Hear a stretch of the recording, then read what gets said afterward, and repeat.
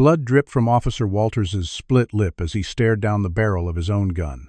Naomi Brooks never imagined her hospital shift would end like this, with her brother Marcus standing over her attacker, surrounded by smartphone cameras recording everything.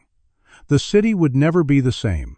Before we dive into this shocking story, let me know where you're watching from in the comments below.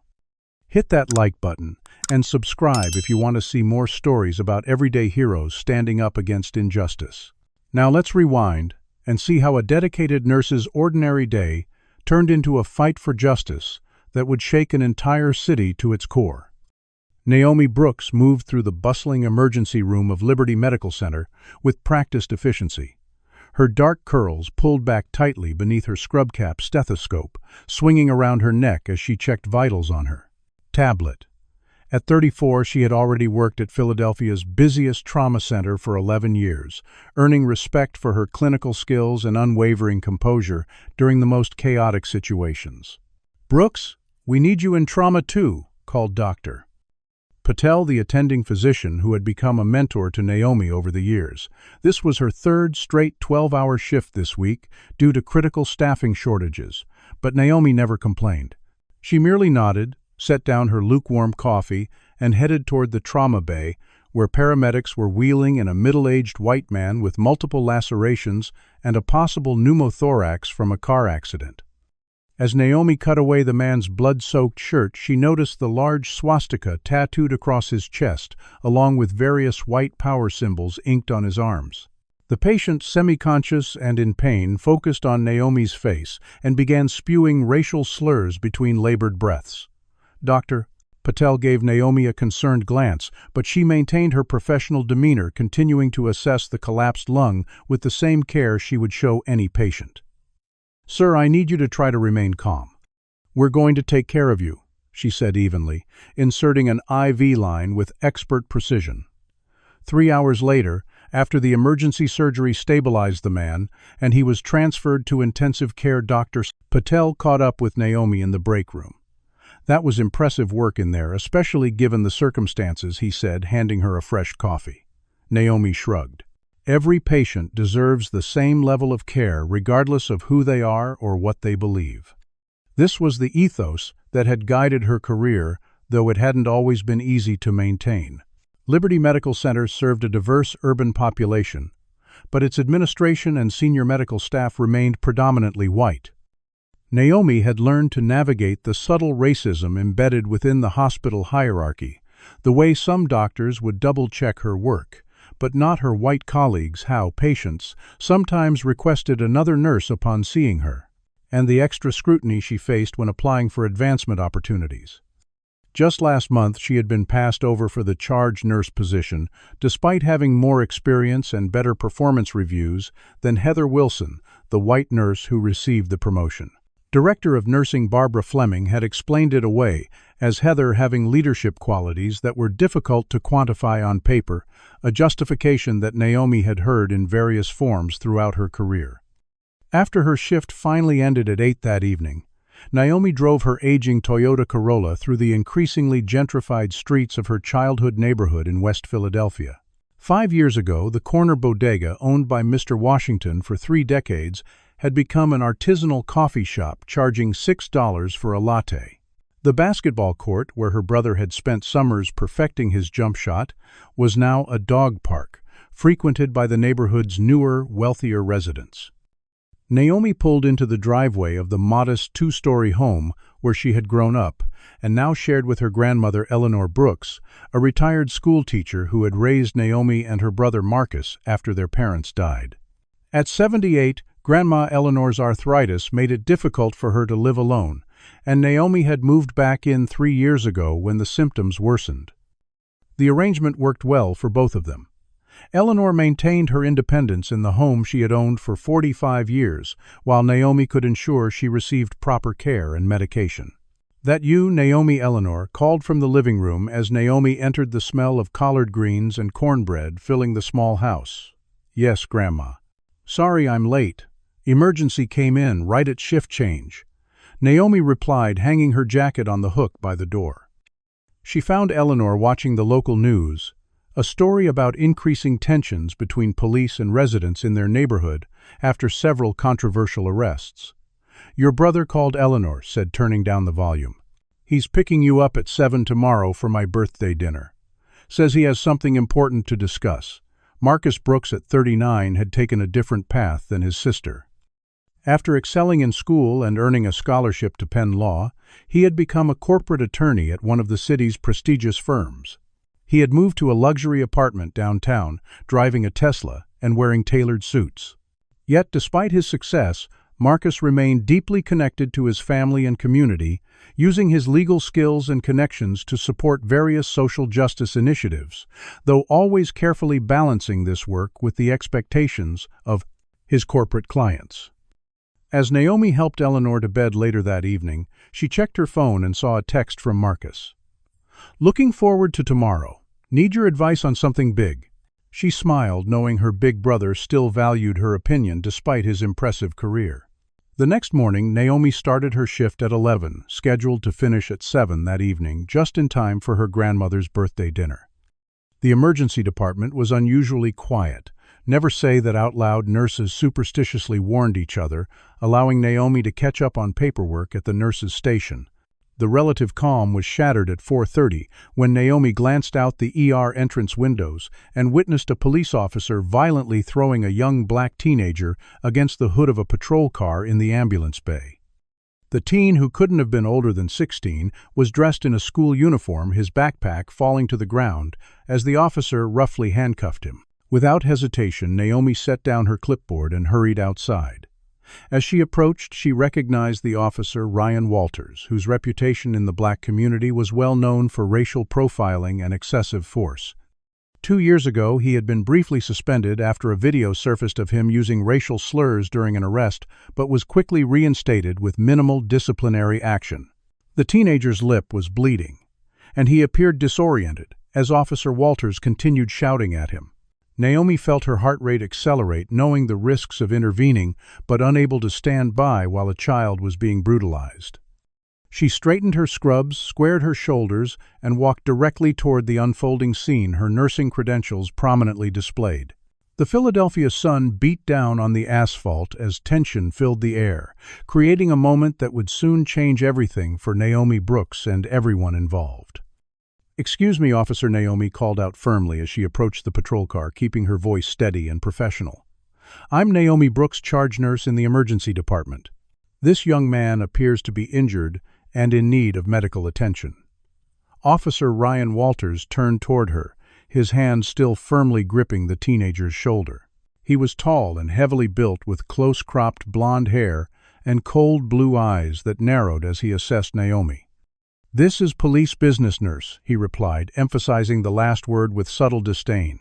"I've got everything under control here."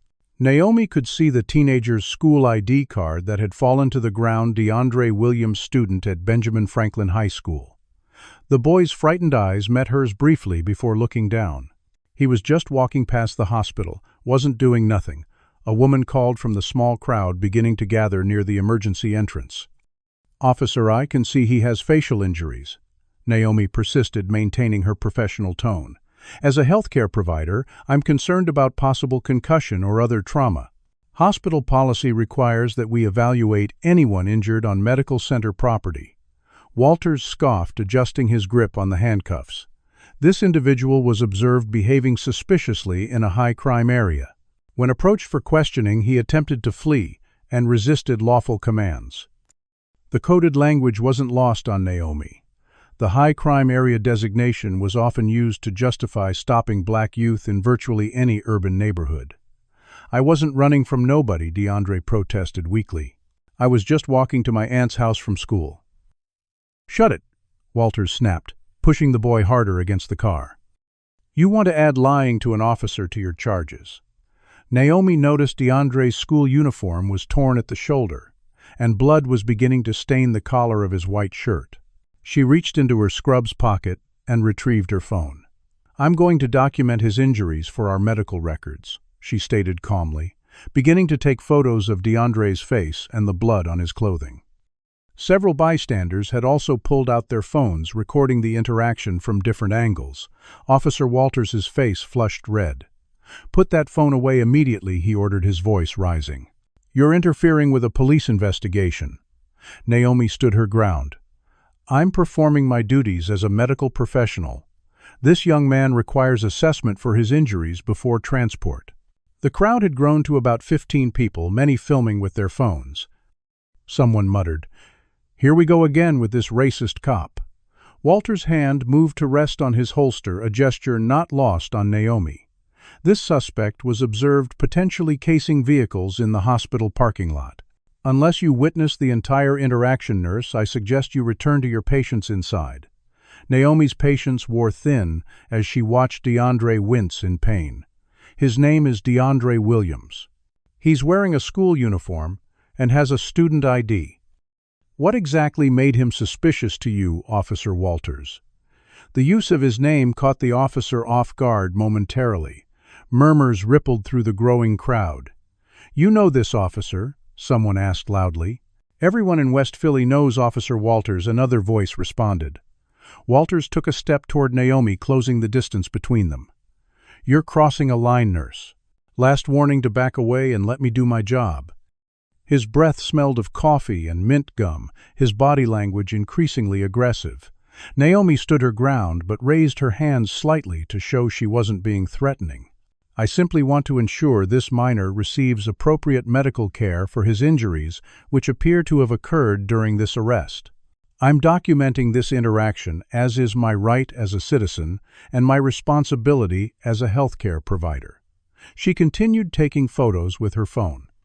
With surprising speed, Walters's hand shot out, knocking the phone from Naomi's grasp.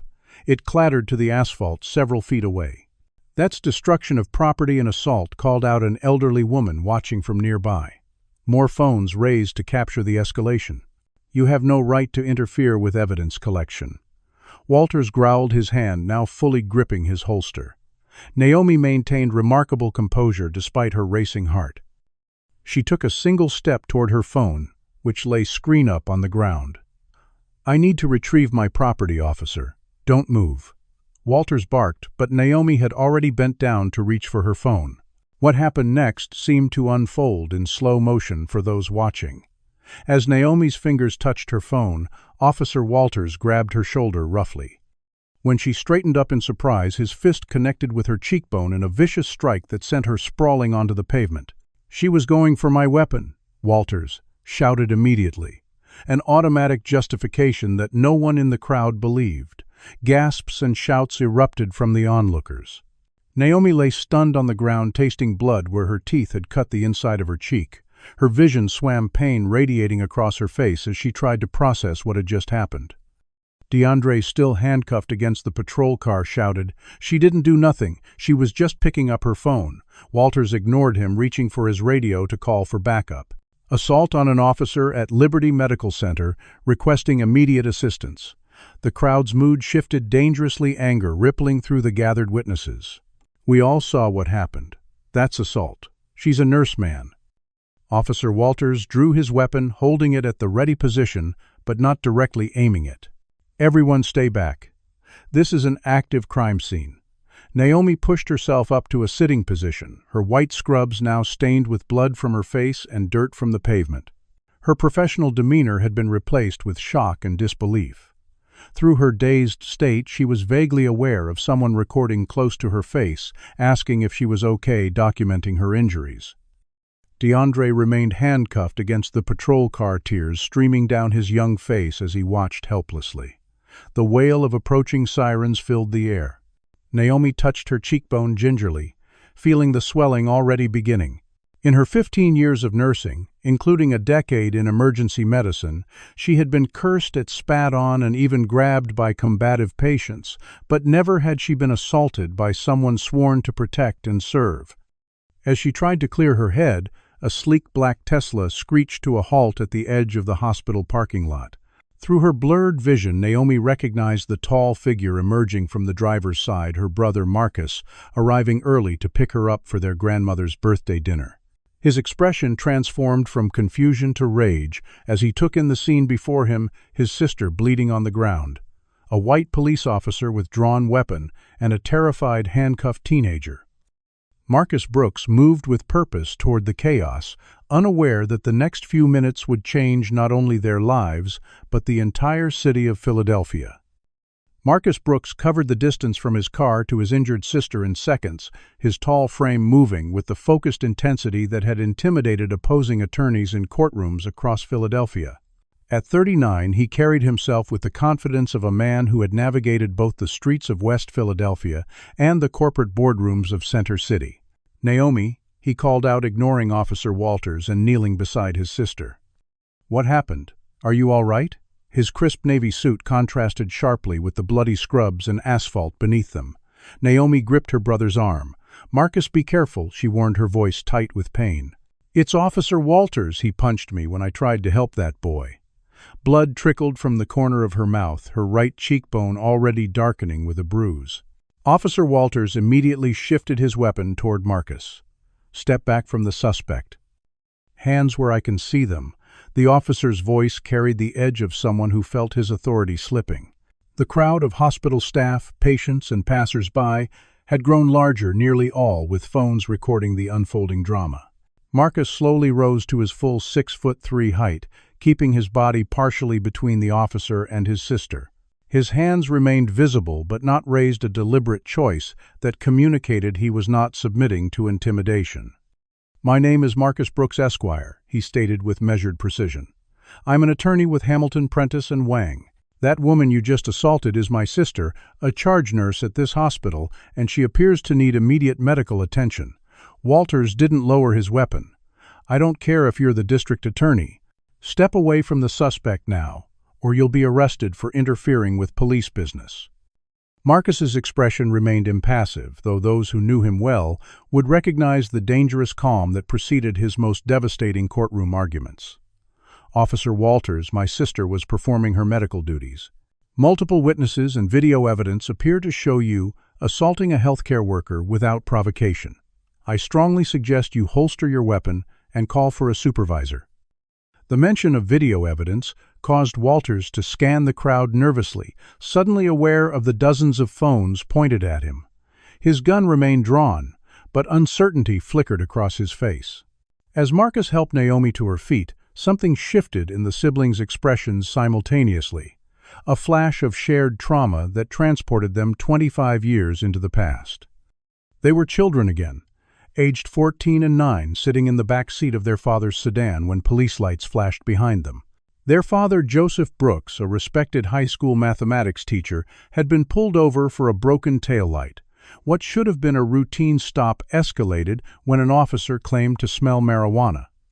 Their father was ordered out of the car, made to lie face down on the wet pavement, despite his protestations and attempts to explain that his children were in the vehicle. The young Marcus and Naomi watched in horror through the rear window as 3 officers pinned their father down, one striking him repeatedly with a baton, when he instinctively tried to turn his head to check on his children. Their father survived the encounter, but was never the same physically or emotionally, eventually succumbing to a heart attack 3 years later that doctors said was exacerbated by the internal injuries he'd sustained. The same helpless rage that had consumed young Marcus now threatened to overwhelm the accomplished attorney, but decades of navigating systemic racism had taught him to channel that emotion into calculated action. The memory lasted only seconds before Marcus refocused on the present danger. "Officer," he continued, his voice taking on the resonant quality that had swayed skeptical jurors. "There are at least 30 witnesses filming this interaction. I'm going to help my injured sister receive medical attention from her colleagues inside. The young man in your custody also appears to require medical assessment. I suggest you follow proper procedure and allow hospital staff to examine him." Walters's face contorted with fury and something else, fear. A black professional man in an expensive suit questioning his authority in front of a growing crowd challenged everything the officer believed about the social hierarchy he enforced. "Back away now," Walters shouted, advancing toward the siblings. "Both of you are under arrest for interfering with police duties and assaulting an officer." Does that sound right to you? Comment number 1 if you think Officer Walters is abusing his power, or number 2 if you believe he's just doing his job. Don't forget to hit that like button and subscribe for more stories about standing up against injustice. As Marcus guided Naomi a step backward, keeping his movements deliberate and non-threatening, Officer Walters lunged forward, dropping his gun to his side and reaching for the collapsible baton on his belt. With practiced speed, he extended the metal baton and swung it toward Marcus's shoulder. Marcus reacted with unexpected agility, the result of 15 years of Brazilian jiu-jitsu training, a discipline he'd taken up after his father's assault, promising himself he would never be helpless again. He pivoted away from the strike, while pushing Naomi clear, the baton grazing his suit jacket. "Assault! That's assault!" voices shouted from the crowd. Walters, enraged by missing his target, reached for his taser with his free hand. What happened next would be replayed millions of times across social media platforms, news broadcasts, and eventually courtroom evidence screens. Marcus executed a textbook wristlock maneuver, catching Walters' arm as the officer brought up the taser. With precise pressure applied to key nerve points, Marcus forced the officer to release the weapon, which clattered to the ground. In the same fluid motion as Walters attempted to bring his gun hand up, Marcus trapped the officer's arm and used his momentum against him. Within seconds, Officer Ryan Walters found himself off balance, disarmed his own service weapon, now in Marcus's hand, pointed safely toward the ground, but unmistakably under the attorney's control. The image was powerful, a black man in a business suit holding a police officer's gun, having taken it in self-defense after an unprovoked attack. Walters's lip was split where he had caught an elbow during the brief struggle, blood trickling down his chin as he stared down the barrel of his own weapon. Dozens of smartphones captured his expression of disbelief and rage. "Don't move," Officer Marcus said calmly. "I have no intention of harming you, but I will not allow you to assault my sister or myself further." He maintained control of the weapon while keeping it pointed at the ground, a crucial detail that would later feature prominently in his defense. Naomi, despite her injury, had moved to check on DeAndre, who remained handcuffed and terrified against the patrol car. "It's going to be okay," she assured the teenager, her nurse's instincts overriding her own pain. The wail of multiple sirens grew louder as police backup approached the scene. Marcus knew they had only moments before the situation would become exponentially more dangerous. In the distance, the red and blue lights reflected off the hospital's glass facade as 3 police cruisers screeched into the parking lot. Time seemed to slow as Marcus made a critical decision. With deliberate care, he lowered himself to one knee, placed Walters's gun on the ground, and slid it several feet away from both of them. He then stood and raised his hands to shoulder height. "Naomi," he called to his sister without taking his eyes off Walters. "Step back, please. More officers are arriving." As the backup officers emerged from their vehicles with weapons drawn, they encountered a scene none had expected. A bloodied Officer Walters standing uncertainly near his weapon on the ground, a professional-looking black man in a suit. With his hands raised, a nurse, with a bruised face, attending to a handcuffed teenager, and dozens of citizens recording every moment. "He took my weapon," Walters shouted, pointing at Marcus. "Officer down, suspect armed and dangerous." The responding officers raised their weapons, training them on Marcus, despite the visible evidence that he was unarmed with his hands raised. On the ground now, one officer shouted. Marcus knew that this moment would determine whether he and Naomi lived or died. With the calm precision that had made him one of Philadelphia's most respected attorneys, he called out, "Officers, I am unarmed. The weapon is on the ground away from everyone. There are dozens of witnesses and videos showing that I acted in self-defense after Officer Walters assaulted my sister, a nurse at this hospital, and then attacked me with a baton. I am complying fully." Despite his clear compliance, 4 officers approached with weapons drawn, the tension electric, as the crowd protested loudly. "Don't shoot him. We're recording everything. He's innocent." As Marcus was forced to his knees, then onto his stomach on the same asphalt where his sister had lain minutes before he made eye contact with Naomi. In that silent exchange between siblings was a shared understanding this injustice would not go unanswered, not this time. What would you do if you witnessed this situation unfolding? Would you have the courage to record it like these bystanders, or would you stay silent? The next part of this story will show you just how powerful public documentation can be in the fight for justice. The fluorescent lights of the Philadelphia Central booking facility cast harsh shadows across Naomi's swollen face as she sat handcuffed to a metal bench in the processing area. 6 hours had passed since she and Marcus had been arrested outside Liberty Medical Center, separated immediately by officers who had ignored witnesses' protests and pleas to review the video evidence. The precinct bustled with typical Friday night activity, drunk and disorderly detainees, processing officers filling out paperwork phones, ringing continuously. What wasn't typical was the treatment of the Brooks siblings. While white detainees arrested for public intoxication were processed quickly and released to waiting family members, Naomi and Marcus remained handcuffed, denied phone calls, and subjected to processing delays that had no apparent justification. Naomi's requests for medical attention had been met with indifference despite the visible swelling on her face and the dried blood on her scrubs. "Looks like you should have thought about that before assaulting an officer," a desk sergeant had commented smugly when she asked for an ice pack. The reality of systemic racism within the criminal justice system was nothing new to either Brooks' sibling, but experiencing it firsthand, after years of professional success, was a stark reminder that credentials and status offered limited protection against ingrained prejudice. 2 holding cells down, Marcus sat perfectly still on a similar bench, his expensive suit now wrinkled and stained with asphalt dust and his sister's blood. His face betrayed no emotion, a skill honed through years of high-stakes corporate negotiations and courtroom battles. He had been permitted 1 phone call an hour earlier, which he had used to contact his law partner, Victoria Chen, one of the city's most formidable defense attorneys. "Chen," she had answered crisply.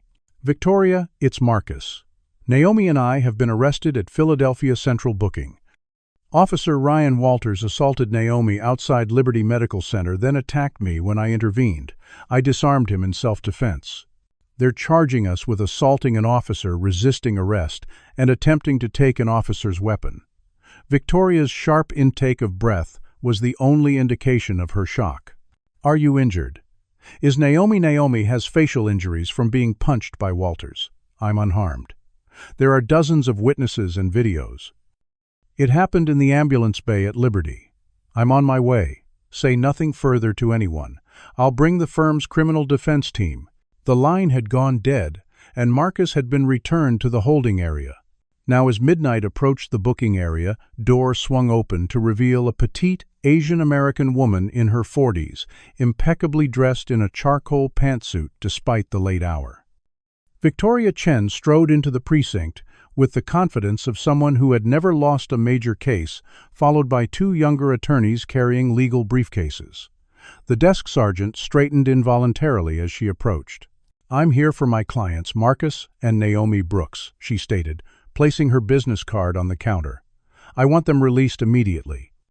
I've already spoken with Judge Winters, who has authorized their release on their own recognizance pending review of the evidence." The sergeant's expression soured. "They're being processed for serious charges, including assault on a police officer. Captain Harrison has ordered them held until arraignment." Victoria's smile didn't reach her eyes. "That would be interesting to explain to the press gathered outside, especially given the video evidence that has already accumulated over 3 million views on social media in the past 6 hours. Judge Winters was quite concerned when I showed him the footage." She slid a tablet across the counter, displaying a Twitter feed where number "Justice for Brooks Siblings" was trending nationally, accompanied by multiple video angles of Officer Walters striking Naomi and then attacking Marcus with a baton. The sergeant's face paled as he scrolled through the feed, seeing clips that clearly contradicted the official police narrative. As the tense standoff at the booking desk continued, a different dynamic was unfolding in a quiet corner of the precinct. Officer Blake Sullivan, a 30-year-old white officer with 5 years on the force, sat at his desk reviewing the incident report filed by Officer Walters. Sullivan had joined the force with idealistic notions about protecting and serving his community, only to become increasingly uncomfortable with the racist attitudes and practices he witnessed among certain colleagues. Walter's report claimed that Naomi had attempted to grab his weapon and that Marcus had violently assaulted him, narratives completely at odds with the videos Sullivan had already seen circulating online. His hand hovered over the keyboard as he considered the consequences of challenging the report. His mortgage payment was due next week, and his wife was 7 months pregnant with their first child. Questioning a fellow officer's account would mark him as disloyal, potentially ending his career, or worse. Officers who broke the blue wall of silence often found themselves without backup in dangerous situations. Yet the disparity between Walter's report and the visual evidence troubled him deeply. While Sullivan wrestled with his conscience, the video of the incident continued spreading across social media platforms. The hashtag #JusticeForBrooks siblings had generated over 5 million tweets in the 6 hours since the confrontation. Major news networks had picked up the story with split coverage, depending on the political leanings of the outlet. Conservative channels emphasized Marcus's taking of Walters's weapon, framing it as an attack on law enforcement, while progressive outlets highlighted the unprovoked assault on a medical professional and the excessive force used against both siblings. Across town at Liberty Medical Center, DeAndre Williams had finally been released to his mother after being examined for his injuries. The 16-year-old sat in his living room, surrounded by family members, as local news covered the story, his name carefully omitted due to his minor status. "That nurse tried to help me," he explained to his tearful mother for the 3rd time. "She just wanted to check if I was okay, and that cop hit her for no reason. Then her brother showed up and the cop went crazy." Outside the precinct, a crowd had begun to gather despite the late hour. Local activist Zora Williams, a 45-year-old community organizer known for her work against police brutality, had mobilized her network as soon as the videos began circulating. Now she stood with a bullhorn, addressing approximately 200 supporters. "We are here to witness. We are here to ensure that Naomi and Marcus Brooks receive the same justice that would be afforded to any white citizen who defended themselves against an unlawful assault. We will not disperse until they are released." Inside, Victoria Chen's legal pressure, combined with the growing public attention, finally forced Captain Richard Harrison to emerge from his office. Harrison was a 25-year veteran of the force, with political aspirations and close ties to District Attorney Maxwell Powell. His silver hair and authoritative bearing had served him well in press conferences, projecting an image of competence and control. "Miss Out." "Chen," he acknowledged with a tight smile. "This situation has escalated unnecessarily. We're prepared to release Miss Brooks on her own recognizance, given her medical condition and community ties. Mr. Brooks, however, will need to be formally charged and held for arraignment. Taking an officer's weapon is a serious felony." Victoria's expression remained impassive. Captain Harrison: "I have 6 video angles showing that my client acted in self-defense after Officer Walters assaulted his sister and then attacked him with a baton. Judge Winters has already reviewed this evidence and authorized release for both siblings. Unless you want a civil rights lawsuit that will make national headlines, I suggest you process both my clients for immediate release." The standoff between the veteran police captain and the determined attorney lasted several tense seconds before Harrison relented, recognizing the political liability of the situation. "Process them both," he instructed the booking sergeant curtly. "But make sure they understand this isn't over. The district attorney will review the case for appropriate charges." As dawn broke over Philadelphia, Naomi and Marcus finally emerged from the precinct doors, greeted by cheers from the gathered crowd that had grown to nearly 500 supporters. Victoria had arranged for a private physician to examine Naomi on site, documenting her injuries for the inevitable legal proceedings to come. The siblings, exhausted but unbowed, stood side by side as Victoria made a brief statement to the assembled press. "My clients Naomi and Marcus Brooks were unlawfully assaulted and arrested after Miss Brooks, a respected nurse, attempted to provide medical assistance to a minor in police custody. Mr. Brooks lawfully defended himself and his sister from an unprovoked attack by Officer Ryan Walters. We will be pursuing all available legal remedies for this clear violation of their civil rights. As cameras flashed and reporters shouted questions, Marcus placed a protective arm around his sister's shoulders. They had survived the immediate crisis, but both knew the real battle was just beginning. Their professional lives hung in the balance. Naomi's nursing license could be jeopardized by the pending charges, and Marcus's law firm partners were already sending concerned messages about potential impact on client relationships. As they walked toward Victoria's waiting car, Naomi's phone buzzed with a text message from their grandmother. "Are you both okay?" News vans outside the house. "Come home when you can."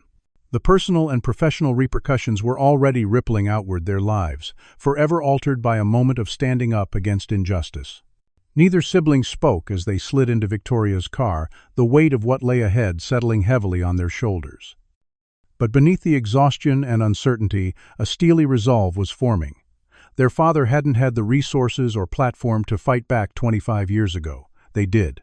And they would use every tool at their disposal to ensure that Officer Ryan Walters and the system that protected him would finally face consequences. By Monday morning, the video of Officer Walters striking Naomi Brooks had been viewed 47 million times across various social media platforms. The footage of Marcus disarming Walters had become emblematic of the ongoing national conversation about police violence against Black Americans, with commentators and ordinary citizens alike dissecting every second of the encounter. Outside the Brooks family home in West Philadelphia, news vans lined the normally quiet street reporters doing live stand-ups against the backdrop of the modest two-story house where Eleanor Brooks had raised her grandchildren. Inside, Naomi sat at the kitchen table with her grandmother and brother scrolling through her phone with increasing disbelief. "Fox News is saying I lunged at Officer Walters and tried to grab his gun," she said, her voice tight with anger. The bruising on her face had deepened to a purple-black hue that makeup couldn't fully conceal. Meanwhile, MSNBC has me nominated for a Congressional Medal of Honor. Marcus, who had barely slept in the 48 hours since their arrest, looked up from his laptop. The narrative was already being shaped before we even got out of holding. Captain Harrison gave a press conference at 3 a.m, claiming we were combative and threatening. He turned the screen to show his sister footage of the police captain standing before microphones, his expression grave as he described the Brooks siblings as dangerous individuals who escalated a routine police interaction into a violent confrontation. Eleanor Brooks, whose 78th birthday celebration had been forgotten in the chaos, placed weathered hands on the table. "This isn't our first rodeo with police lies," she said quietly. "Your father went through the same thing, God rest his soul. Only difference is, this time the whole world is watching." The ringing of Marcus's phone interrupted the moment. Victoria Chen calling with updates. "Marcus, I've got good news and bad news," his law partner said without preamble.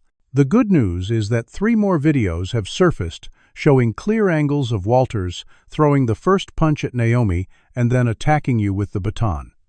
The bad news is that your firm's managing partners have called an emergency meeting for noon today." Marcus closed his eyes briefly. Hamilton, Prentice, and Wang represented some of Philadelphia's largest corporations, including several with substantial contracts with the city. His involvement in a high-profile case against the police department created potential conflicts of interest that made the partners nervous. "I'll be there," he said simply. "Any word on charges?" District Attorney Powell is holding a press conference at 11. "Based on my sources, he's going to pursue charges against both of you.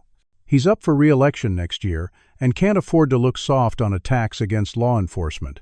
His words, not mine." After ending the call, Marcus turned to find Naomi staring at her own phone, her expression stricken. "The hospital administration just placed me on unpaid administrative leave pending investigation," she said. "Barbara Fleming claims my involvement in a criminal matter brings disrepute to Liberty Medical Center, as if being assaulted while doing my job is somehow my fault." The siblings' professional lives were unraveling with breathtaking speed, even as public support continued to build. Throughout that Monday, the story dominated local and national news cycles. At precisely 11 o'clock, District Attorney Maxwell Powell stood before a forest of microphones at the steps of the city courthouse, his silver hair and tailored suit projecting authority and gravitas. At 57, Powell had navigated Philadelphia politics for decades, carefully cultivating relationships with both the police unions and the city's black political establishment. Today he walked a precarious tightrope. After reviewing the evidence available at this time, Powell announced my office will be filing charges against both Naomi and Marcus Brooks for obstruction of justice resisting arrest, and in Mr. Brooks's case, assault on a police officer, an attempted disarmament of a law enforcement official, a felony carrying a potential sentence of 7 to 15 years. The crowd of reporters erupted with questions as Powell raised his hands for quiet. I want to be clear. These charges reflect the seriousness of interfering with police officers in the performance of their duties. Our legal system cannot function if citizens take matters into their own hands regardless of their professional status or intentions. What Powell didn't mention was his monthly golf game with Police Commissioner Thomas Reynolds or the substantial campaign contributions he had received from the police union over his 3 terms in office. Across town at Liberty Medical Center, staff nurses gathered in the break room watching Powell's announcement on the small television mounted in the corner. "This is complete bullshit," declared Sophia Rodriguez, who had worked alongside Naomi for 7 years. "We all know Naomi. She was doing exactly what any of us would have done, trying to help an injured kid." Several nurses nodded in agreement, but others remained conspicuously silent, unwilling to risk their own positions by publicly supporting their suspended colleague. Hospital politics had already created clear divisions with some staff members, particularly those with personal or family connections to law enforcement, distancing themselves from the controversy. By mid-afternoon, community organizer Zora Williams had mobilized a rally in support of the Brooks siblings at City Hall. Nearly 2,000 people gathered carrying signs reading "Justice for Naomi and Marcus" and "Protect Nurses, Not Racist Cops." Zora, a veteran of countless protests against police brutality, knew exactly how to capture media attention while maintaining peaceful demonstration tactics. What happened to Naomi and Marcus Brooks could happen to any black professional in this city, she declared through a bullhorn. "Credentials don't protect us. Degrees don't protect us. Following the rules doesn't protect us. Only accountability will create change." As television cameras panned across the diverse crowd, the image of Naomi's bruised face appeared on large printed signs, becoming an iconic symbol of the case. Meanwhile, Marcus sat in the elegantly appointed conference room of Hamilton, Prentice and Wang, facing 7 senior partners across a polished mahogany table. William Hamilton, the 70-year-old founding partner, spoke for the group. "Marcus, your work for this firm has been exemplary." He began, his Boston accent more pronounced when stressed. "But this situation places us in an untenable position. Many of our clients have significant contracts with the city, and your case has become a political lightning rod." Marcus had anticipated this conversation and prepared his response carefully. "I understand the firm's concerns," he replied evenly. "I propose taking a leave of absence until the legal matters are resolved. Victoria has agreed to represent both Naomi and myself, so there's no need for the firm to be directly involved." The partners exchanged glances, clearly relieved by the offered solution. "That seems reasonable," Hamilton agreed. "Paid leave for 3 months, with reassessment at that time." The relief in the room was palpable. They had feared a discrimination lawsuit if they fired Marcus outright, but needed to appease nervous clients. The meeting concluded with handshakes and awkward expressions of support that rang hollow to Marcus's ears. These were colleagues he had worked alongside for 11 years, people who had celebrated his successes and benefited from his billable hours. Yet when faced with potential blowback, their solidarity evaporated. The pattern was achingly familiar to any black professional who had reached the upper echelons of white-dominated institutions. As the day progressed, social media analysis of the videos continued to support the Brooks siblings' version of events. Frame by frame, breakdowns showed conclusively that Naomi had been reaching for her phone, not Walters's weapon, and that Marcus had acted in self-defense after being attacked with the baton. These analyses spread rapidly online, countering the official police narrative and putting pressure on mainstream media outlets to correct their initial reporting. Officer Ryan Walters, meanwhile, had been placed on paid administrative leave standard procedure during an investigation and remained secluded in his suburban home. However, his silence ended abruptly that evening when he appeared in a primetime interview on a conservative news network. Sitting beside his attorney, Walters projected an image of a dedicated officer traumatized by events. "I was simply doing my job maintaining public safety," he stated, his voice catching with practiced emotion. The suspect was exhibiting suspicious behavior in an area known for drug activity. When I attempted to question him, Miss Brooks interfered aggressively, refusing lawful commands to step back. The interviewer nodded sympathetically. "And you feared for your safety at that point?" "Absolutely," Walters confirmed. "When she reached toward my weapon, I responded with appropriate force to neutralize the threat. Then her brother arrived and escalated the situation dramatically, ultimately taking my service weapon." What the interview didn't mention was Walters's history of civilian complaints, 17 over his 12-year career, 5, specifically alleging racial profiling and excessive force against black citizens. None had resulted in disciplinary action beyond brief periods of desk duty. As the Brooks siblings watched the interview from their grandmother's living room, the doorbell rang. Eleanor went to answer it and returned moments later with DeAndre Williams and his mother, Letitia. The 16-year-old looked uncomfortable in the formal button-down shirt his mother had clearly insisted he wear for the visit. "We wanted to thank you," Letitia said, her eyes filling with tears as she looked at Naomi's bruised face. "DeAndre told me everything. If you hadn't stepped in—" She didn't finish the sentence, but didn't need to. Everyone in the room understood the potential consequences when black youth encountered officers like Walters without witnesses or intervention. "The charges against DeAndre were dropped this morning," she continued. "They're calling it insufficient evidence, but we know it's because of all the attention on the case now." DeAndre, lanky and still growing into his height, spoke up. "I want to help with your case. Tell what really happened." Before either Brooks' sibling could respond, their phones buzzed simultaneously. With a news alert, an anonymous source within the Philadelphia Police Department had leaked documents showing that Officer Walters had been the subject of an anonymous source internal affairs investigation 2 years earlier for allegedly planting evidence during drug arrests in predominantly black neighborhoods. The investigation had been quietly closed without findings. As Marcus clicked on the article link, a rock shattered the front window of the Brooks home, sending glass spraying across the living room floor. Attached to the rock was a note with a crude message, "Blue Lives Matter. Race traitors die." Eleanor Brooks, who had lived through the civil rights era and raised her children and grandchildren to stand up for justice despite the costs, calmly began sweeping up the glass as Marcus called Victoria Chen to report the incident. "Document everything," Victoria instructed. "This kind of intimidation actually helps our case." Outside, a police cruiser drove slowly past the house, its occupants clearly visible as they observed the broken window and the small group that had gathered on the porch. No one needed to articulate what everyone was thinking. The battle lines had been drawn, and the Brooks family now faced not only legal jeopardy, but physical danger, as they challenged a system designed to protect its own at all costs. The law offices of Chen and Associates occupied the 15th floor of a sleek downtown Philadelphia high-rise, offering panoramic views of the city skyline through floor-to-ceiling windows.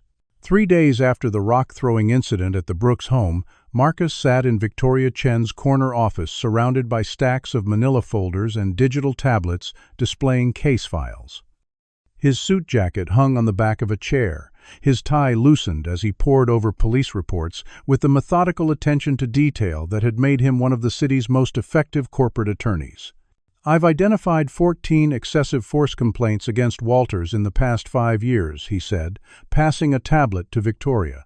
"All involving black or Latino civilians, all dismissed for insufficient evidence, despite medical records documenting injuries." Victoria nodded, adding the information to her growing case file. Over the past 72 hours, she had assembled a formidable legal team, including 2 civil rights attorneys and a former prosecutor-turned-defense attorney. The stakes extended far beyond the criminal charges against the Brooks siblings. They were building a comprehensive civil rights case that would challenge the systemic issues within the Philadelphia Police Department. "The pattern is clear," Victoria replied.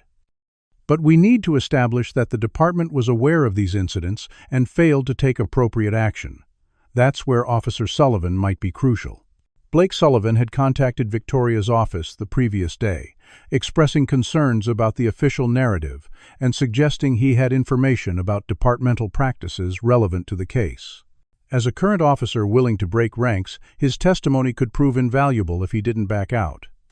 "What's his motivation?" Marcus asked skeptically. "Why risk his career to help us?" Victoria's expression was measured. "He claims it's a matter of conscience. Says he joined the force to protect people, not cover up abuse. He has a pregnant wife and seems genuinely troubled by what he's witnessed in the department." Before Marcus could respond, his phone buzzed with a text from Naomi. "Found something. Coming to Victoria's office now." 30 minutes later, Naomi arrived carrying a thick folder of medical records. The bruising on her face had begun to fade to yellowish green, but she still winced occasionally when speaking. Unlike her brother, who had thrown himself into the legal aspects of their case, Naomi had focused on building a network of healthcare professionals willing to document patterns of injuries consistent with police brutality.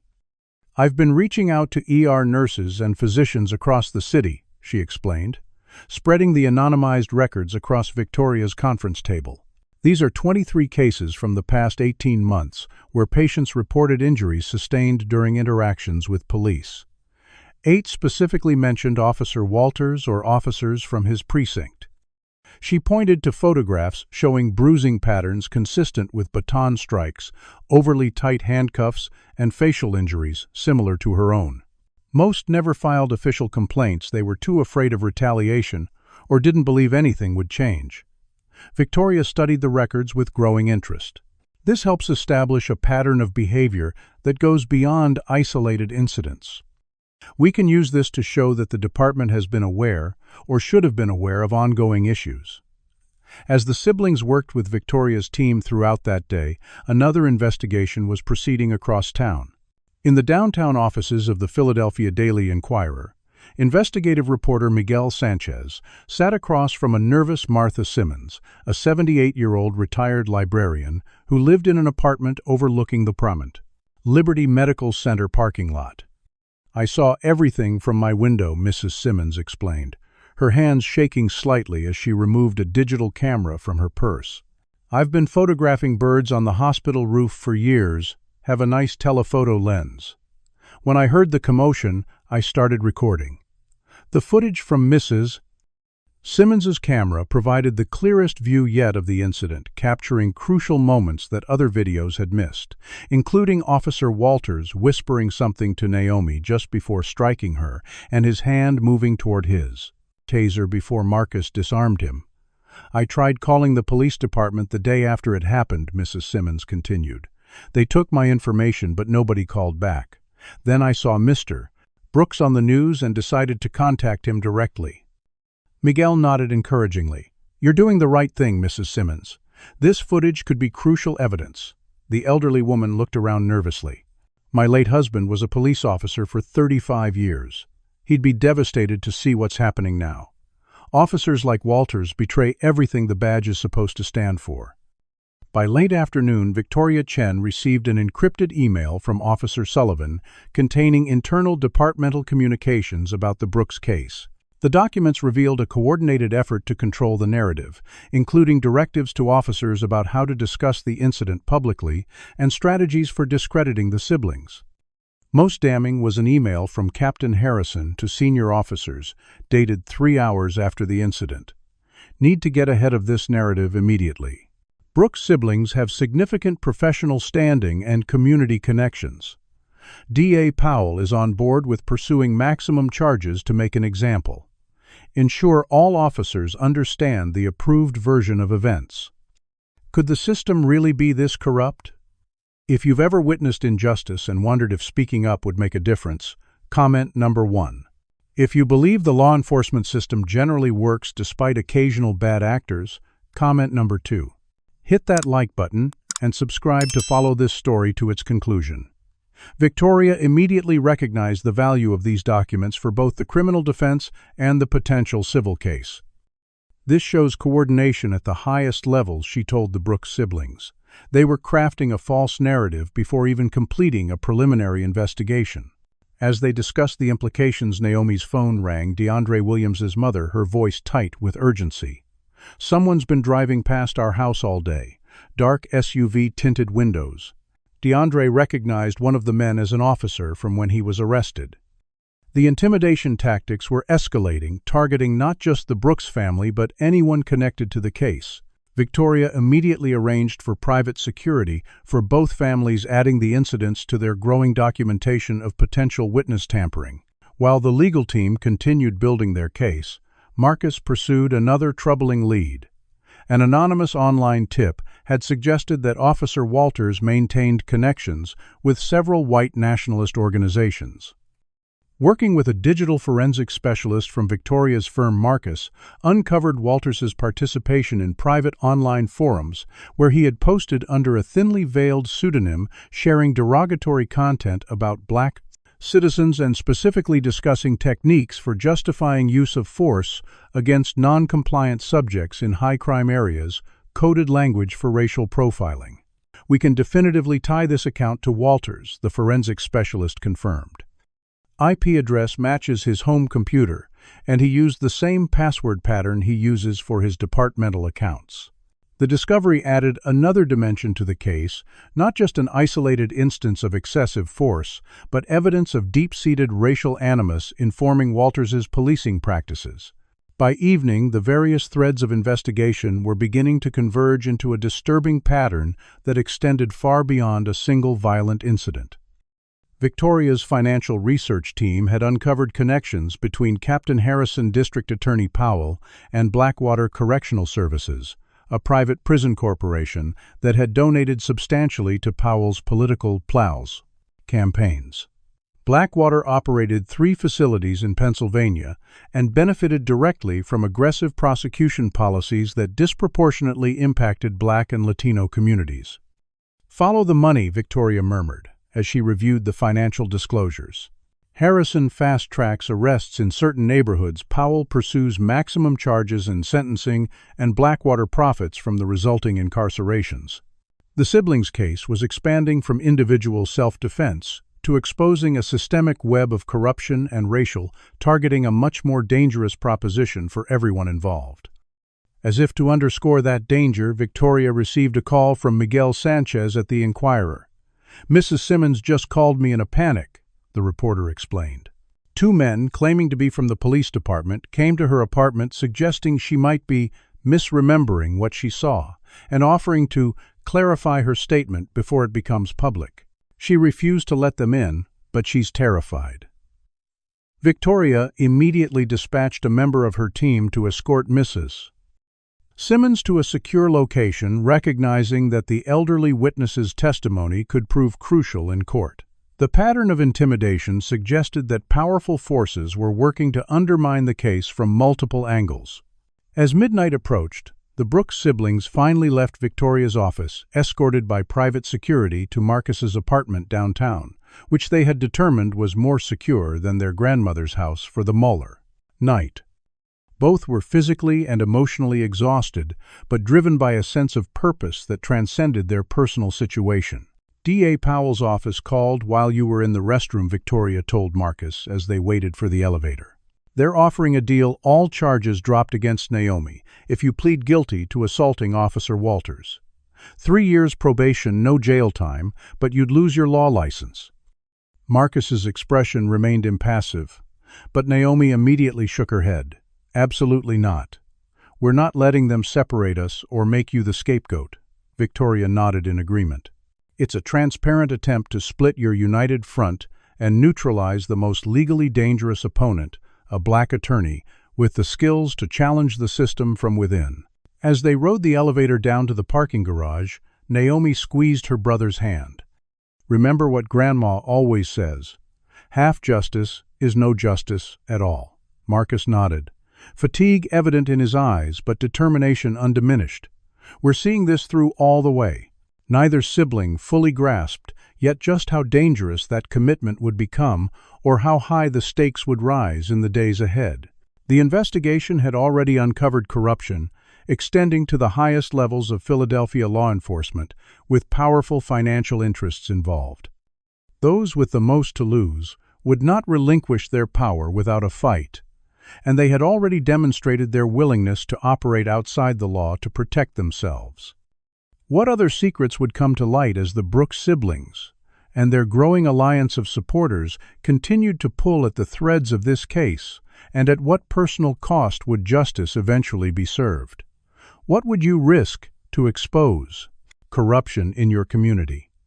The next part of this story will test the limits of courage for everyone involved. The Philadelphia County Courthouse stood as a testament to classical architecture, its grand columns and imposing marble facade designed to inspire awe and respect for the judicial system.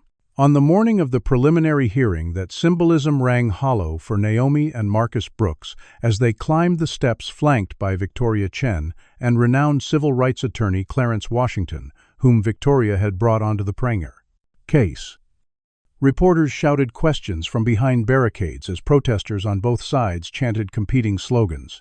Signs reading "Justice for the Brooks family" stood in stark contrast to those proclaiming "Back the Blue" and "Support Officer Walters." The polarization of the city was on full display. Inside courtroom 4B, Judge Elaine Winters presided over the proceedings with a reputation for strict adherence to procedural rules and little tolerance for theatrical courtroom tactics.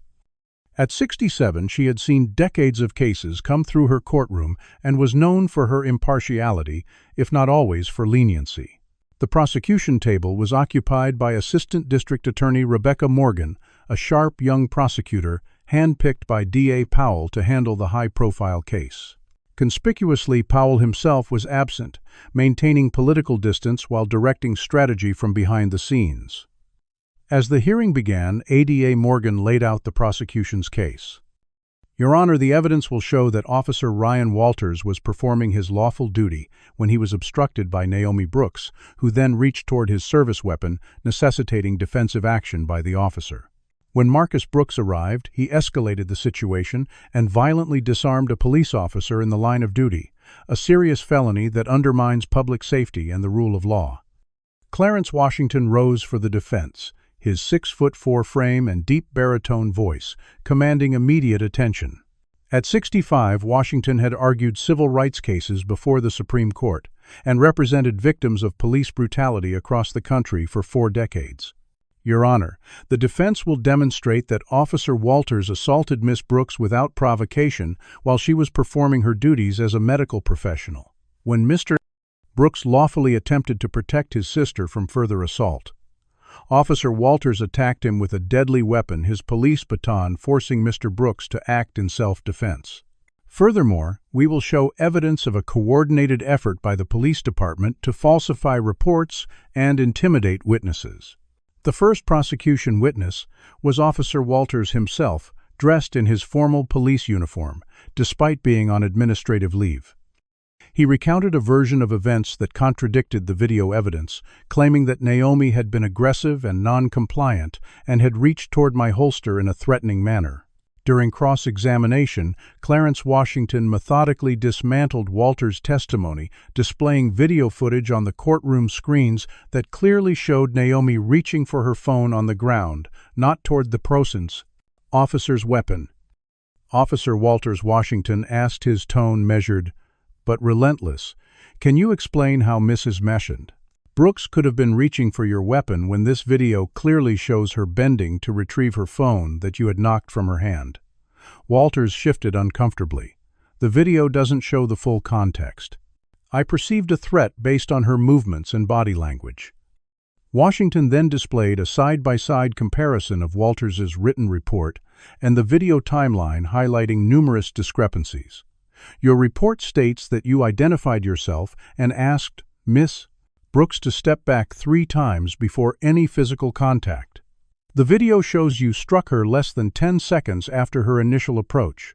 Can you explain this discrepancy before Walters could formulate a response? Washington continued. Furthermore, your report claims that Miss Brooks attacked without warning, yet the video clearly shows you striking him with your baton before he made any physical contact with you. Is this another error in your report? Ada Morgan objected repeatedly, but the damage was done. Walters' credibility was crumbling under the weight of visual evidence that contradicted his sworn statements. The most dramatic moment came when Washington introduced the footage from Martha Simmons's camera, previously unseen in court. The high-definition video with clear audio captured Walters whispering to Naomi just before striking her, "Know your place, nurse." The courtroom erupted, forcing Judge Winters to call for order. When proceedings resumed, Washington called Martha Simmons to the stand. The elderly woman appeared nervous but resolute as she took the oath. "Mrs. Simmons, could you please tell the court what you witnessed from your apartment window overlooking the hospital parking lot?" Washington asked gently. "I saw the officer detaining a young black boy who wasn't resisting." She began, her voice growing stronger as she continued. "The nurse, Miss Brooks, approached calmly with her ID badge visible. She was professional, just asking about the boy's injuries. The officer became agitated immediately. When she tried to document the boy's injuries with her phone, the officer knocked it away and then struck her when she tried to pick it up. Did you hear what Officer Walters said to Miss Brooks before striking her?" "Yes. He said, 'Know your place, nurse.' Then he hit her." When her brother arrived and tried to help her up, the officer went for his baton and taser. The young man missed her. Brooks only took the officer's gun after being attacked, and he immediately put it on the ground and backed away with his hands up when more police arrived. Throughout Mrs. Simmons' testimony, Marcus observed Captain Harrison at the back of the courtroom, his expression darkening with each damaging statement. During a brief recess, Victoria leaned over to the siblings. "Harrison looks worried." Walters was supposed to be the star witness, but his testimony fell apart completely. The defense continued building its case throughout the day, presenting evidence that Officer Walters's body camera had been functional earlier in his shift, but was inexplicably turned off during the incident, contrary to departmental policy requiring continuous recording during civilian interactions. More troubling was the revelation that footage from nearby hospital security cameras had been accessed by police personnel, and portions covering the incident were now corrupted or missing. The hearing stretched into a second day as public interest intensified. Media coverage began shifting noticeably as the evidence mounted in favor of the Brooks siblings. News outlets that had initially portrayed them as aggressors against law enforcement now presented more balanced reporting, highlighting the inconsistencies in the official police narrative. Social media analytics showed public opinion trending strongly in support of Naomi and Marcus, with calls for Officer Walters' termination and criminal charges. Outside the courthouse, the protests grew larger. Zora Williams had organized daily demonstrations that now attracted thousands, creating a powerful visual backdrop to the legal proceedings. Less visible but equally significant was the growing division within the police department itself. Officer Blake Sullivan was not the only one troubled by the case. Other officers had begun privately expressing concerns about the department's handling of the situation, particularly as evidence of potential evidence tampering and witness intimidation came to light. Sullivan himself had faced increasing hostility from colleagues, since word spread that he had provided information to the defense. His locker had been vandalized with the word "rat" spray-painted across it, and he had been excluded from tactical briefings and social gatherings. The blue wall of silence was real, and the consequences for breaching it were severe. On the third day of the hearing, the hospital administration unexpectedly announced they were reviewing Naomi's suspension in light of new evidence suggesting she had acted within the scope of her professional duties. The board had been forced to reconsider their position after hundreds of nurses, doctors, and other healthcare workers signed a petition demanding Naomi's reinstatement and threatening to unionize if the administration continued to prioritize political expediency over supporting their staff. The preliminary hearing concluded with dramatic testimony from DeAndre Williams, who recounted being stopped by Officer Walters while walking from school to his aunt's house. "He never told me why he stopped me," the teenager testified. "Just said I matched the description of someone suspicious. When I asked what description, he pushed me against the car. That's when Nurse Brooks came to help.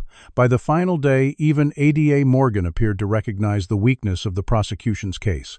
Her closing argument focused narrowly on the technical legal standards for the charges rather than the factual allegations that had been systematically dismantled. Clarence Washington's closing argument was powerful in its simplicity. "Your Honor, the evidence before this court shows not only that Naomi and Marcus Brooks acted lawfully in self-defense, but that they have subsequently been victims of a coordinated effort to falsify evidence and intimidate witnesses. The real crimes here were committed by Officer Walters and those who have attempted to cover up his actions." Judge Winters took only 30 minutes to reach her decision. "Based on the evidence presented, I find insufficient probable cause to proceed with charges of assault on a police officer or attempting to disarm a law enforcement official. The video evidence clearly shows that both defendants acted in self-defense against unlawful use of force. I am dismissing all felony charges against both defendants." The courtroom erupted in cheers from the Brooks supporters, quickly silenced by the judge's gavel. However, she continued, "I am binding over the misdemeanor charges of obstruction and resisting arrest for trial, as there remain questions of fact regarding the defendant's initial interaction with Officer Walters." It was a partial victory, the most serious charges dismissed, but lesser charges remaining. Outside the courthouse, Victoria addressed the assembled press while the siblings stood beside her. "Today's ruling confirms what the videos have shown all along.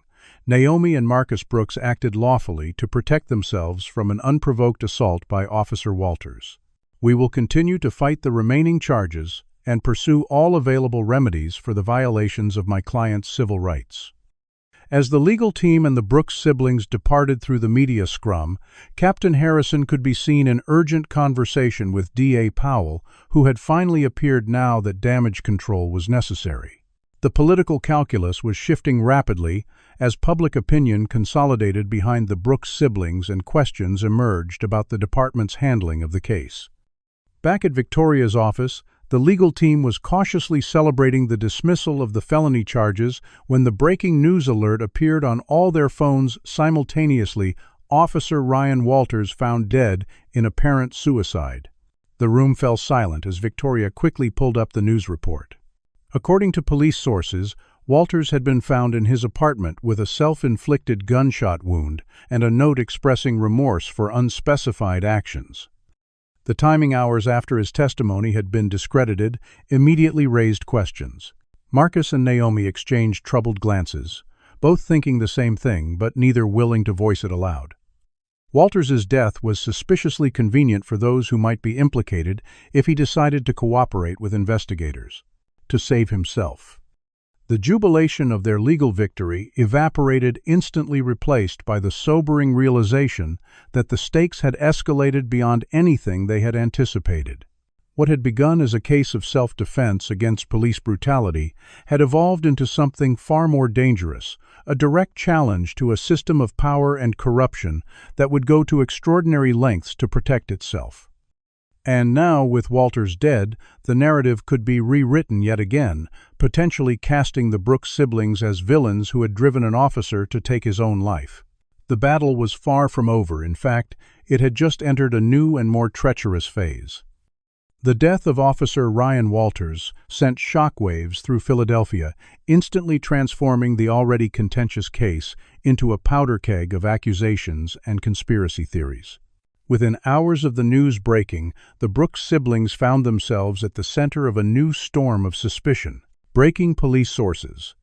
Questioned timeline of Officer Walters's death, possible connection to Brooks' case, read the headline on the conservative Patriot News Network. The implications were clear despite the careful wording insinuating that Marcus or someone connected to him might have been involved in Walters's death. Victoria Chen immediately called an emergency meeting with her legal team at her home rather than her office, concerned about potential surveillance. "They're trying to flip the narrative," she told Marcus and Naomi as they gathered in her secure home office.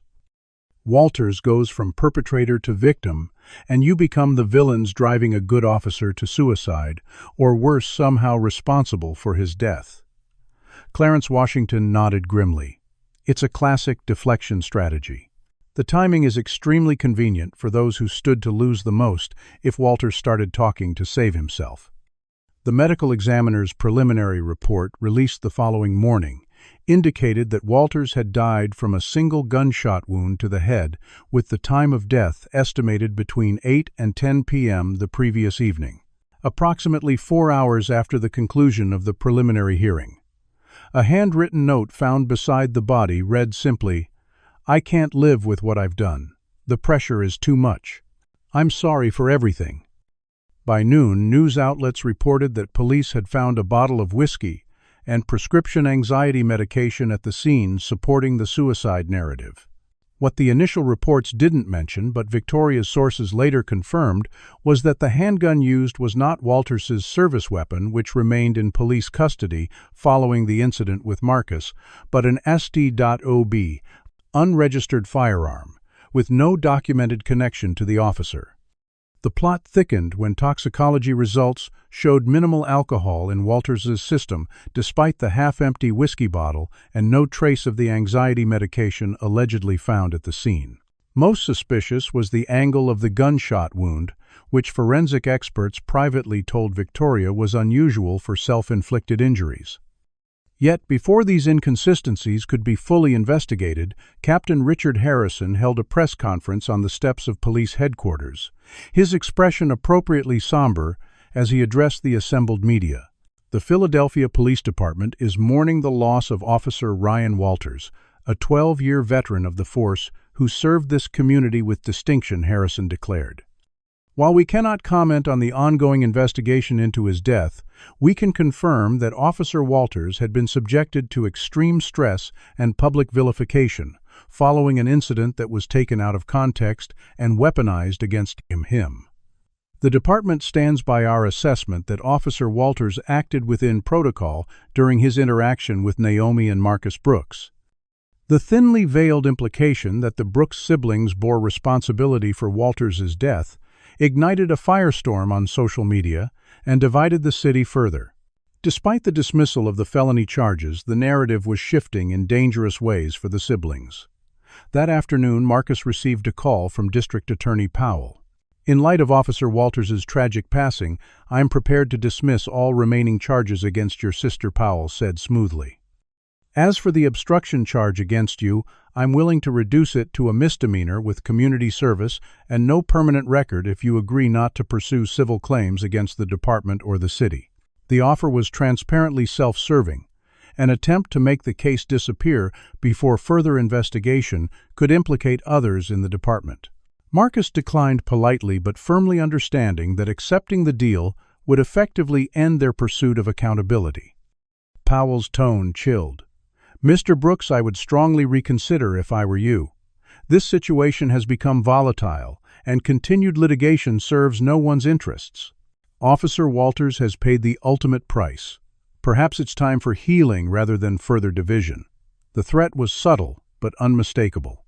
Marcus ended the call and immediately relayed the conversation to Victoria, who added it to their growing documentation of potential obstruction of justice and witness tampering.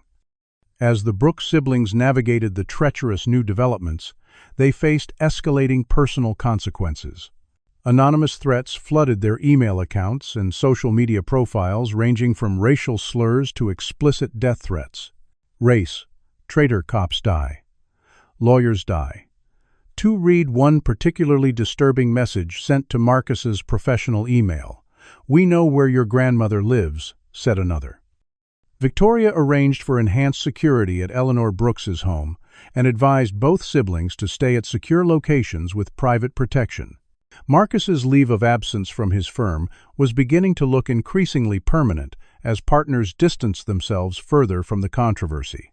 Several major clients had quietly indicated they would request different counsel if Marcus returned unwilling to be associated with the case, regardless of its merit. Naomi faced similar professional isolation. Though the hospital board had not officially terminated her, the promised review of her suspension seemed indefinitely delayed. Former colleagues who had initially expressed support began avoiding her calls as pressure mounted from hospital administration and the police union that represented the hospital's security staff. The case had morphed from a straightforward instance of self-defense into a dangerous challenge to powerful institutional interests. The morning after Walters's death, as Marcus and Naomi met with Victoria to discuss next steps, they received devastating news. Naomi Brooks had suffered a stroke and been rushed to Liberty Medical Center, the very hospital where Naomi was banned from entering as an employee. "I need to see her," Naomi insisted, already gathering her purse and keys. Victoria placed a restraining hand on her arm. "We'll need to coordinate with hospital administration first. You're still technically banned from the premises, and showing up could result in your arrest for trespassing, which is exactly what they might want right now." After hasty negotiations through Victoria's legal team, Naomi was granted limited visitation rights to see her grandmother, provided she entered through a side entrance and was escorted by security at all times. A humiliating arrangement for a nurse who had served the hospital faithfully for over a decade. Eleanor's condition was stable but serious. At 78, the stress of the past weeks combined with her existing hypertension had culminated in a moderate stroke affecting her left side. Though doctors expected a reasonable recovery with therapy, the timing couldn't have been worse for the Brooks siblings, adding personal anguish to their legal and professional challenges. As Naomi sat beside her grandmother's hospital bed, holding her frail hand and fighting back tears, she received a text from Victoria Officer Sullivan in ICU. "Attacked in precinct parking lot. Critical condition." The implications were chilling. Sullivan, the officer who had provided internal documents supporting the Brooks case, had paid a severe price for breaking the blue wall of silence. The attack sent an unmistakable message to anyone else considering coming forward. Despite the intimidation, the investigation continued to expand. The inconsistencies in Walters' apparent suicide had attracted attention from beyond the Philadelphia Police Department. The FBI Civil Rights Division, already monitoring the case due to its high profile, officially opened an investigation into both the original incident and the circumstances surrounding Walters' death. FBI agents interviewed Martha Simmons about her video evidence and her interactions with police officers who had visited her apartment. Their involvement signaled that the case had escalated beyond local politics, introducing a federal element that the Philadelphia power structure couldn't easily control. As federal investigators began reviewing evidence, Marcus received an encrypted message from a source within the police department, an officer who had worked closely with Captain Harrison but wished to remain anonymous. The message contained a single audio file with no explanation. When Marcus played it for Victoria and the legal team, they heard Captain Harrison's voice clearly. "Walters is a liability now. The Brooks case is falling apart, and he'll cut a deal to save himself. We need to contain this before it spreads. Powell is getting nervous about the financial connections. Make sure Walters understands the stakes for everyone involved." The recording had been made the afternoon of the preliminary hearing, hours before Walters' death. Victoria immediately transferred the file to a secure server and contacted her FBI liaison. This could be the smoking gun, she told Marcus and Naomi. It suggests Harrison was concerned about Walters potentially cooperating with authorities and explicitly mentions financial connections to the district attorney. The siblings exchanged glances, both thinking the same thing. Walters' death was looking less like suicide and more like murder designed to silence a potential whistleblower. The stakes had risen from professional consequences to life and death. That night, as Marcus worked late in Victoria's office reviewing case materials, he received an urgent call from Miguel Sanchez at the Enquirer. "Mrs. Simmons's apartment building is on fire," the reporter said without preamble. "Fire department is saying it started in her unit. I'm heading there now." Marcus immediately called Victoria, who was already aware of the situation and had dispatched team members to the scene. Thankfully, Mrs. Simmons had been staying at a secure location arranged by Victoria's firm since providing her testimony and wasn't home when the fire started. The timing and targeting were too precise to be coincidental. another attempt to intimidate a key witness and potentially destroy evidence. The following morning brought another shocking development. Forensic analysis of Walters' phone obtained by FBI investigators revealed text messages exchanged with Captain Harrison in the hours before his death, including one that read, "Meeting at your place at 8. Come alone. We need to discuss damage control options." Harrison had not mentioned this meeting in his initial statements about Walters' death. As federal and state investigators began piecing together the true circumstances of Walters' death, the Brooks siblings found themselves at the center of a widening corruption investigation that extended far beyond police brutality to encompass witness tampering, obstruction of justice, and potentially murder. Their pursuit of justice for a single incident of police violence had inadvertently pulled at threads that threatened to unravel an entire system of institutional corruption. The danger they faced was real and immediate. Those implicated had already demonstrated their willingness to attack, intimidate, and possibly kill to protect themselves. Yet despite the escalating risks, Marcus and Naomi remained resolute in their commitment to seeing the case through. As Eleanor Brooks began her slow recovery, often repeating her lifetime mantra, "Justice delayed is justice denied," her grandchildren prepared for the most challenging phase of their fight. The truth about Officer Walters' death and the conspiracy surrounding it would either break the case wide open or place the Brooks siblings in greater danger than they had ever imagined. Either way, there would be no turning back. 1 year after Officer Ryan Walters struck Naomi Brooks outside Liberty Medical Center, Philadelphia, had changed in ways few could have predicted. The morning sun illuminated the newly dedicated Joseph Brooks Community Justice Center in West Philadelphia as Marcus adjusted his tie, preparing to address the assembled crowd at the opening ceremony. The modern 3-story building housed legal aid offices, a medical clinic community, meeting spaces, and educational programs, a testament to the transformation that had emerged from crisis. Beside him, Naomi reviewed her notes for her own speech, her face now healed, but her perspective forever altered by the events of the past year. In the front row sat Eleanor Brooks in her wheelchair, her left side still showing effects of the stroke, but her mind sharp as ever, pride evident in her eyes as she watched her grandchildren. The journey to this moment had been neither simple nor safe.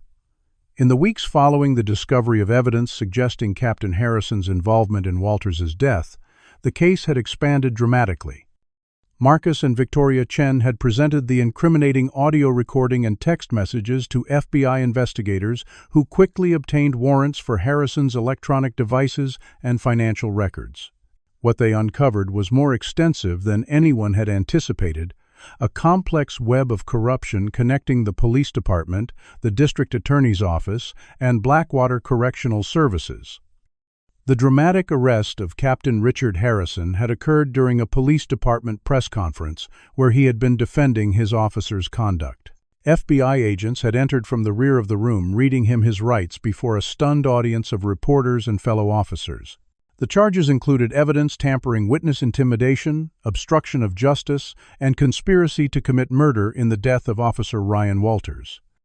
As Harrison was led away in handcuffs, the power structure that had seemed so impenetrable began to crumble. Forensic evidence had confirmed what the Brooks siblings had suspected: Walters had not taken his own life. The autopsy revealed defensive wounds on his hands and gunshot residue patterns inconsistent with suicide. The handwriting on the alleged suicide note didn't match samples of Walters' writing from police reports and personal documents. Most damning were surveillance camera footage from a neighboring building, showing 2 men entering Walters' apartment building at the time of the meeting Harrison had arranged, and leaving 40 minutes later. District Attorney Maxwell Powell had attempted to distance himself from the scandal, claiming he had been misled by Harrison about the details of the Brooks case. His efforts to portray himself as an unwitting participant collapsed when federal investigators uncovered offshore accounts linking him directly to Blackwater Correctional Services. For years, Powell had been receiving consulting fees through a shell company while directing his office to pursue aggressive prosecutions and excessive sentences that kept Blackwater's facilities at maximum capacity and maximum profitability. The financial incentives for targeting certain neighborhoods and demographics became undeniable as the investigation expanded. In a plea deal to avoid more serious corruption charges, Powell had resigned in disgrace, opening the door for reform-minded candidates in the special election to replace him. The Philadelphia Police Department faced a reckoning unlike any in its history. With federal oversight now mandated long overdue reforms in training, accountability, and community relations had begun. Officer Blake Sullivan, after recovering from his injuries, had become a key witness for the federal investigation and now headed a new internal affairs division, staffed by officers committed to ethical policing and civilian oversight. For Naomi, the path to professional restoration had been challenging but ultimately triumphant. After her grandmother's stroke, the hospital administration had faced increasing pressure from staff and the community to reinstate her. When evidence emerged of the administration's collusion with police to suppress video from hospital security cameras, a complete leadership change had followed. Naomi now served as Director of Community Health Initiatives at Liberty Medical Center, developing programs to address healthcare disparities and build trust between medical providers and marginalized communities. She had created a specialized outreach unit for victims of violence, including those affected by police brutality, ensuring they received trauma-informed care regardless of their circumstances. Her nursing license had been not only reinstated, but commended by the state nursing board for her exceptional commitment to patient advocacy in challenging circumstances.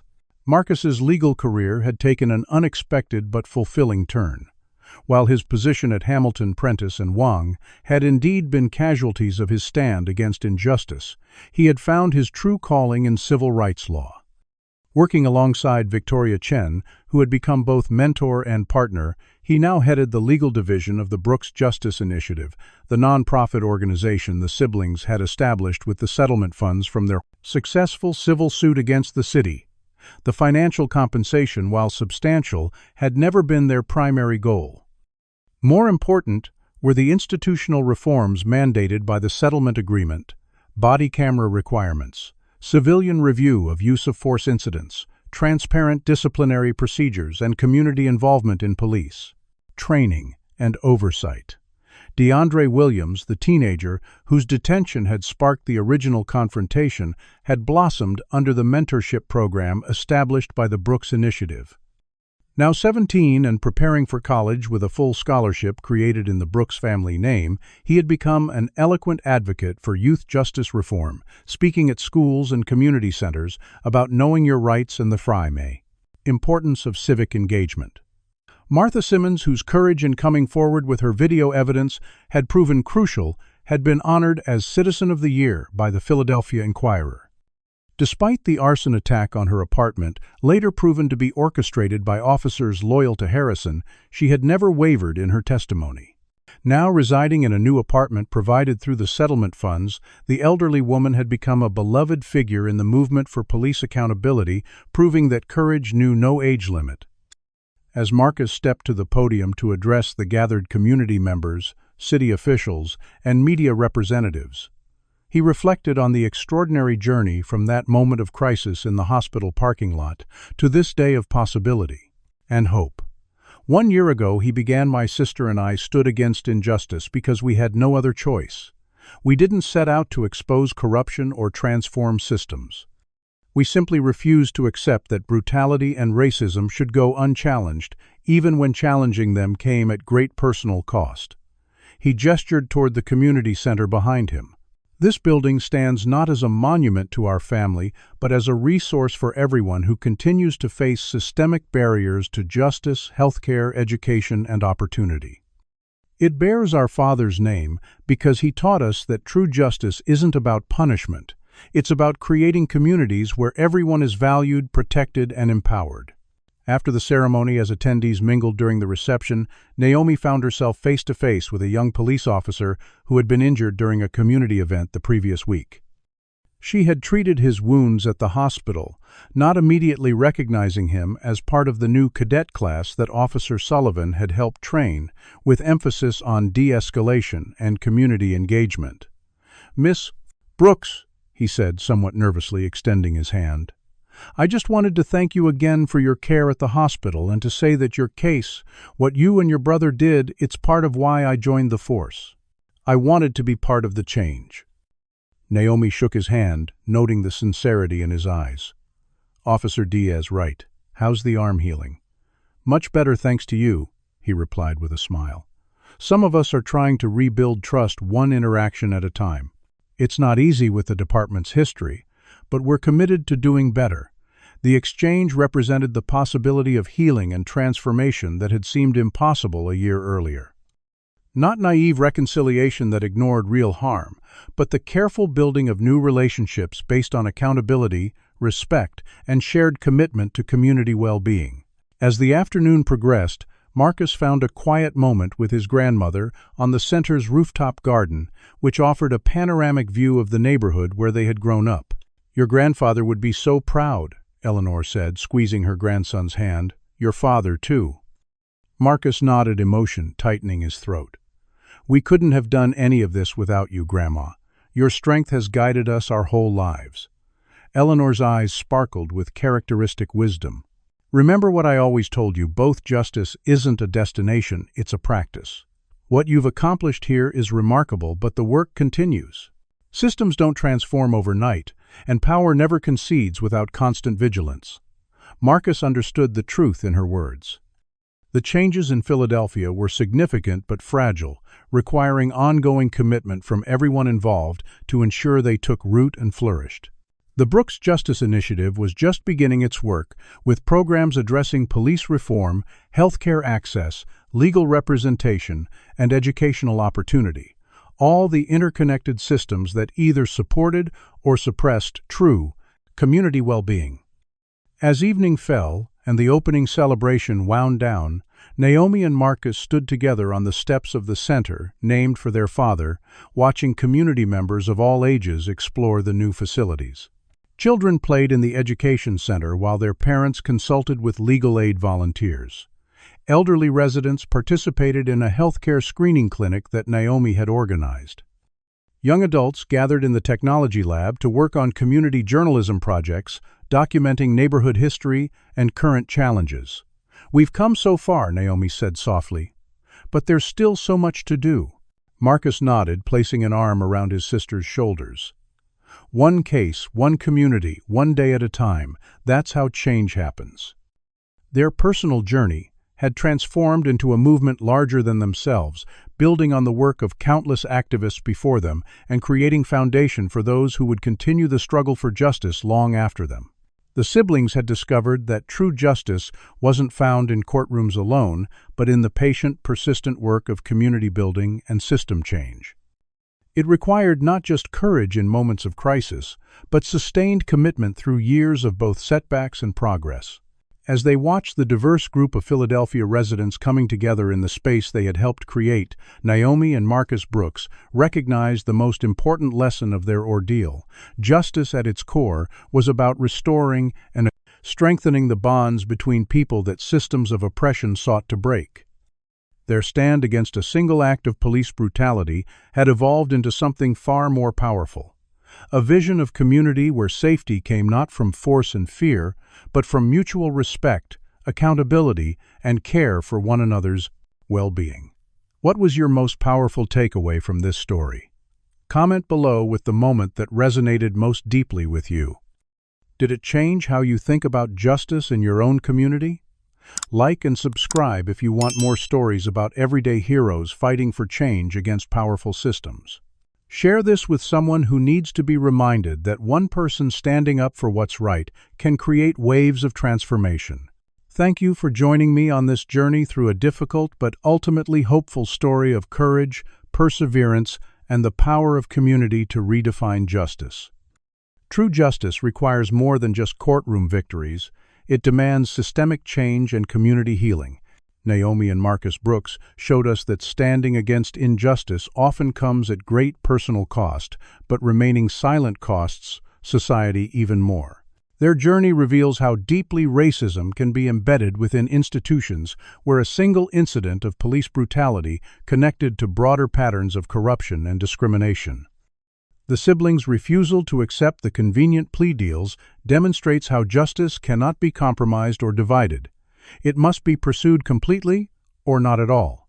Their story also highlights the crucial role of evidence and witnesses in challenging official narratives, showing why filming police encounters can literally save lives. Perhaps most importantly, the Brooks siblings teach us that transformation happens when we move beyond seeking punishment to building solutions, creating new structures like the Community Justice Center that address root causes of injustice. Their path reminds us that change requires both immediate courage in crisis moments and sustained commitment through years of difficult work. As Eleanor Brooks wisely noted, justice isn't a destination.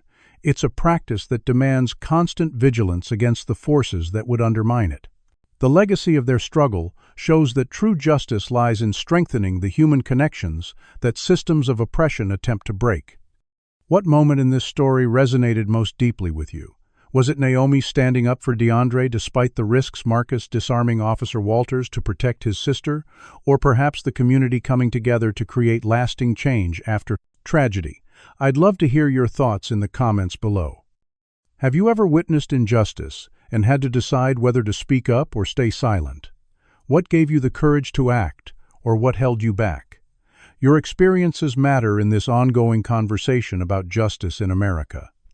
If this story moved you, please hit that like button and subscribe for more powerful narratives about ordinary people facing extraordinary challenges. Share this video with someone who needs to be reminded that one person's brave stand can create ripples of change throughout an entire community. Thank you for joining me on this journey through the Brooks siblings' fight for justice. May their story inspire us all to consider what we would risk to protect those who cannot protect themselves, and how we might contribute to building more just communities where everyone is treated with dignity and respect.